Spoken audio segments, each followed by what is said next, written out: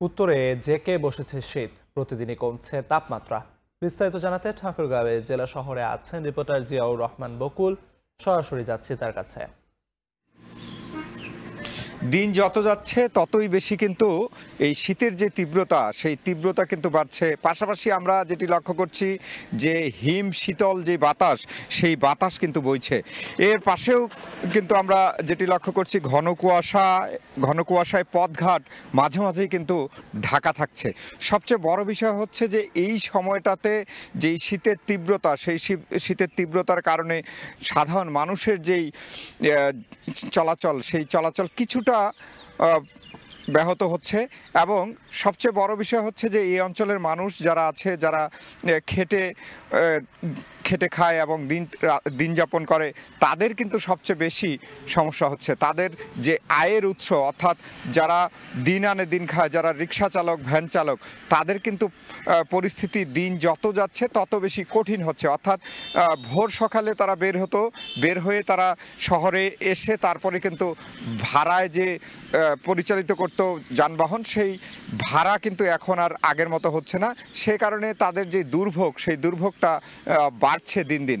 আমরা কথা বলেছি যে স্বাস্থ্য বিভাগের যারা দায়িত্বরত আছে তাদের সাথে কথা বলে জেনেছি যে ঠাকুরগাঁও জেলার যেই স্বাস্থ্য যেই হাসপাতালগুলো আছে স্বাস্থ্য বিভাগের, সেই হাসপাতালগুলোতে প্রতিনিয়ত যে রোগীর সংখ্যা, সেই সংখ্যা কিন্তু বাড়ছে। তবে সবচেয়ে বেশি আমাদেরকে জানিয়েছেন যে এই সময়টাতে বয়োবৃদ্ধ যারা আছে, যারা শিশুরা আছে, তাদের কিন্তু রোগ বেশি হচ্ছে এবং হাসপাতালমুখী হচ্ছে। এর মধ্যে ডায়রিয়া, নিউমোনিয়া সহ নানা রোগে আক্রান্ত হয়ে ঠাকুরগাঁওর যে হাসপাতালগুলো আছে, সেই হাসপাতালগুলোতে ভর্তি হচ্ছে। এর পাশাপাশি আমরা এটিও লক্ষ্য করছি যে সড়কে যে যানবাহনগুলো রয়েছে, যেই যানবাহনগুলো দূর দূরান্ত থেকে ঠাকুরগাঁয়ে আসে, সেই যানবাহনগুলোও কিন্তু দিনের বেলাতে হেডলাইট জ্বালিয়ে মাঝে মাঝেই চলাচল করছে। তবে যারা শ্রমিক সংশ্লিষ্টরা রয়েছে তাদের সাথে আমরা কথা বলেছিলাম, তারা বলছে যে ঢাকা থেকে বা চট্টগ্রাম থেকে ঠাকুরগাঁয়ে যেই গাড়িগুলো আসে, যে দীর্ঘ যে পথ, সেই পথ অতিক্রম করে আসছে, এতে করে সড়কের যে দুর্ঘটনা, সেই দুর্ঘটনা কিন্তু মাঝে মাঝেই লক্ষ্য করছেন তারা।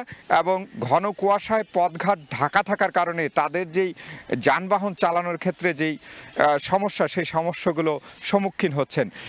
আমরা বলতে পারি যে উত্তরের যেই জনপদ, অর্থাৎ পঞ্চগড়ের পাশেই কিন্তু ঠাকুরগাঁও, এই যে হিমালয়ের পাদদেশে অবস্থিত, সে কারণেই কিন্তু শীতের তীব্রতা বরাবরই বাড়ে এবং শীতের তীব্রতা বাড়ার কারণেই মানুষের যেই স্বাভাবিক জীবনযাপন, অর্থাৎ সেই জীবনযাপন কিন্তু অনেকটাই কষ্টসাধ্য হয়ে ওঠে। তো এই ছিল ঠাকুরগাঁও থেকে শীতের সবশেষ পরিস্থিতি।